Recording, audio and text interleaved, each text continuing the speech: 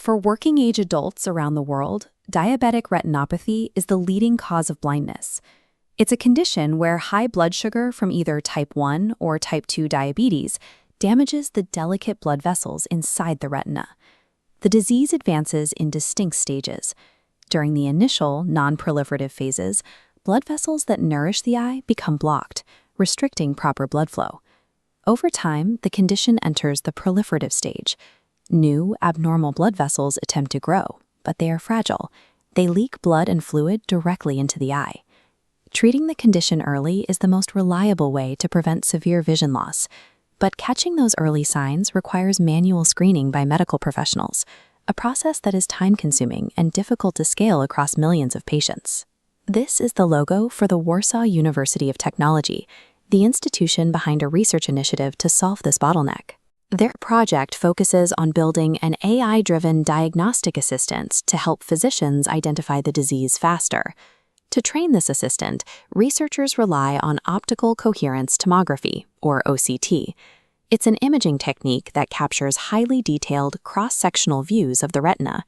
The research team assembled a dataset of 313 OCT images.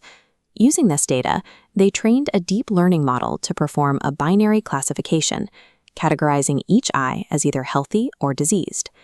Applying computer vision to medical imaging allows clinics to process scans at scale, assisting in identifying patients who require interventions to preserve their sight. The engine powering this diagnostic tool is a convolutional neural network, or CNN, built using the TensorFlow framework. This diagram maps out the complete pipeline of the CNN from the initial input image on the left to the final output label on the right. You can see the architecture is split into two primary phases: feature learning and classification. Let's look at the feature learning phase. Here, the model applies convolutional layers paired with ReLU activation functions.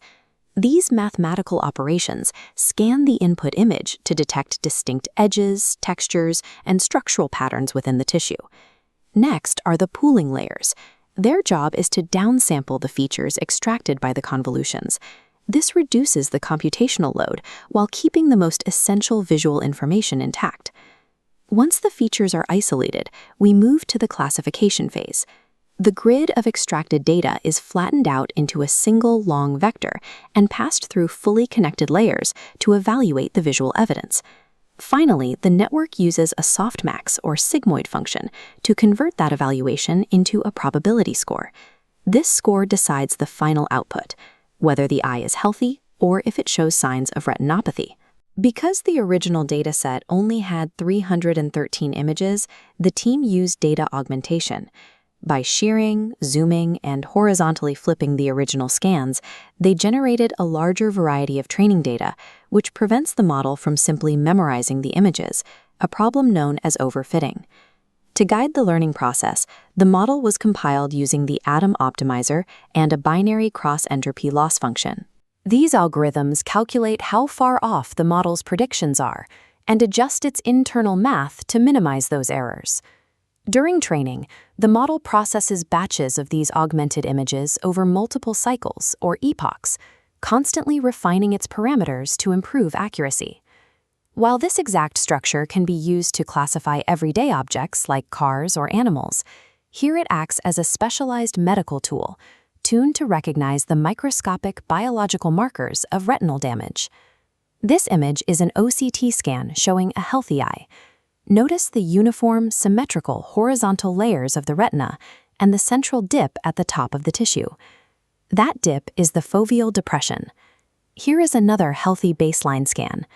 Again, the thickness of the layers remains consistent from left to right, and the shallow foveal pit is clearly defined without any distortion. Compare that to this scan, which captures the early stages of retinopathy. You can see a small, dark, circular void within the tissue. This localized cyst indicates early fluid accumulation and mild retinal thickening. As the condition worsens, we see significant swelling. This scan reveals numerous dark gaps, large intraretinal fluid pockets that cause vertical shadow beneath them, disrupting the normal tissue structure. In cases of advanced retinopathy, the structural damage is obvious. Instead of a healthy foveal depression, Massive pockets of subretinal fluid physically push the retina upward into a peaked elevation, and this is what the end stage of the condition looks like. A giant central cyst and severe swelling have completely distorted the natural architecture, erasing any definition between the layers. These specific anomalies, the cysts, the accumulating fluid, and the resulting swelling, are the exact patterns the neural network's feature maps are trained to detect and flag. To make sure the model wasn't memorizing the training data, researchers used leave one out validation. This technique tests the network on single images held back from the training set, ensuring reliable results despite the small sample size. The final metrics show the model successfully learned these patterns. It achieved an overall accuracy of 92.3%, a precision rate of 93.3%, and a recall rate of 95.1%. That high recall rate is the most critical metric here. It means the model is highly sensitive to the disease, minimizing the risk of a false negative that could cause a patient to miss an urgent, sight-saving treatment. Building a diagnostic model on a limited dataset and modest computational power comes with challenges, but the results prove deep learning is an effective method for identifying early markers of disease. The model functions as an automated diagnostic assistant, rapidly sorting through hundreds of scans to help clinics prioritize the most urgent cases for physician review. By streamlining the triage process, medical professionals can deliver faster, more accurate interventions before irreversible damage occurs. Giving machines the ability to interpret medical data at scale creates a pathway to catching retinopathy early, supporting doctors to preserve human vision.